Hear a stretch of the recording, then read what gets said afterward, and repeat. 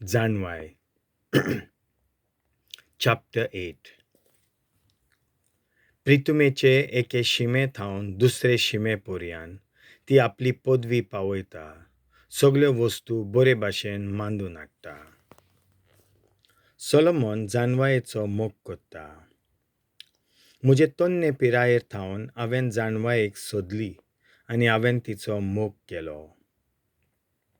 हांवें तिका म्हजी व्हंकल करूंक येवजिलें. हांव तिचे सुंदरायेच्या मोगान पडलां.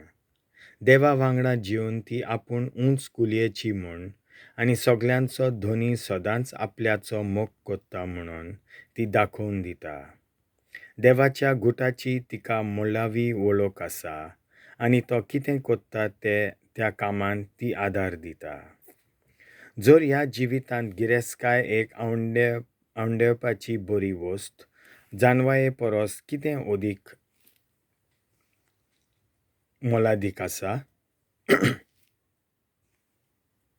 तो Zannvaiêचो वावर सोगल्याक ximpoddlolo आसा. गिन्यान सगल्यो वस्तू कोत्ता तर तिच्या परस सगळ्या वस्तूंक आकार दितले आनी कोण आसा. जर तूं प्रमाणीकपणाचो मोग कोत्ताय तर शेगूण जावन आसात तिच्या वावराचीं फळां, कित्याक ती ap-domavnni समजिकाय नीत आनी धिरान जिवंक शिकयता.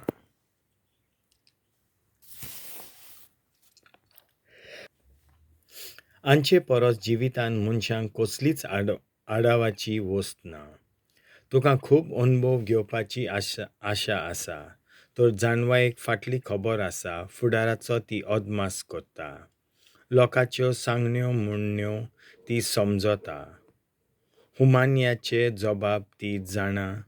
मलबावेल्या खुनांची आनी अजापवंत घडण्यांची तिका आदीं फुडेंच माहिती आसा. युग आनी काळ कशे बदलांतले ती तिका खबर आसा. राज चलोवप्यांक Zannvaiê गरजेची. म्हज्या सुखाच्या वेळार ती म्हाका बरी बूद दितली आनी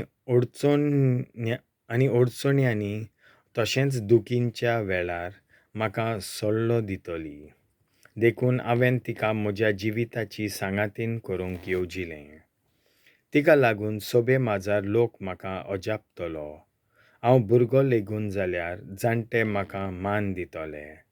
म्हजे नितीची खोलाय तीं समजतलीं आनी राजा लेगीत म्हाका पळोवन अजाप जातले.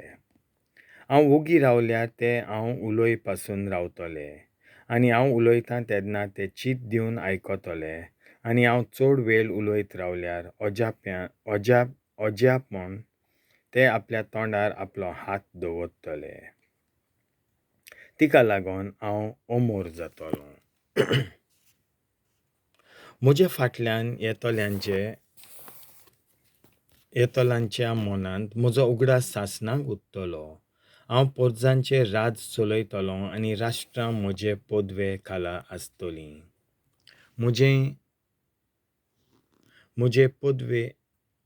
नांवूच काडल्यार जुलमी राजकर्ते कामतले. पोरजेक बरेंपण आनी झुजा म्हळ्यार हांव काळजीदारपण दाखयतलों.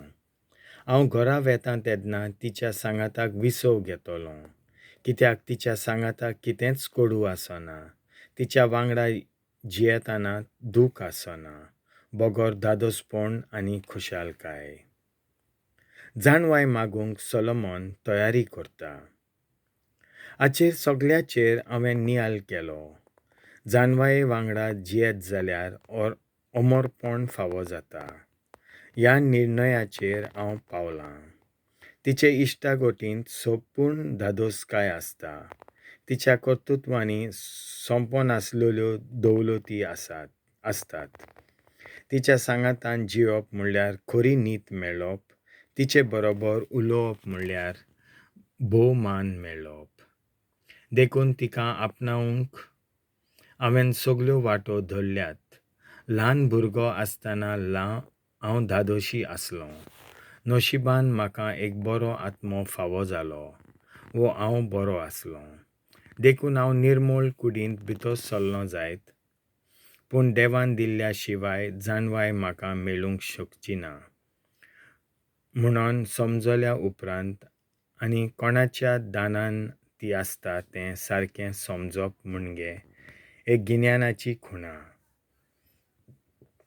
हांवें देवा लागीं मागलें, ताका पोरातून उलो मारलो आनी सगळ्या म्हज्या काळजान हांवें म्हणलें.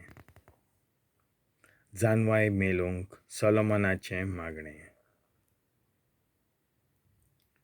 देवाचें उतर हें.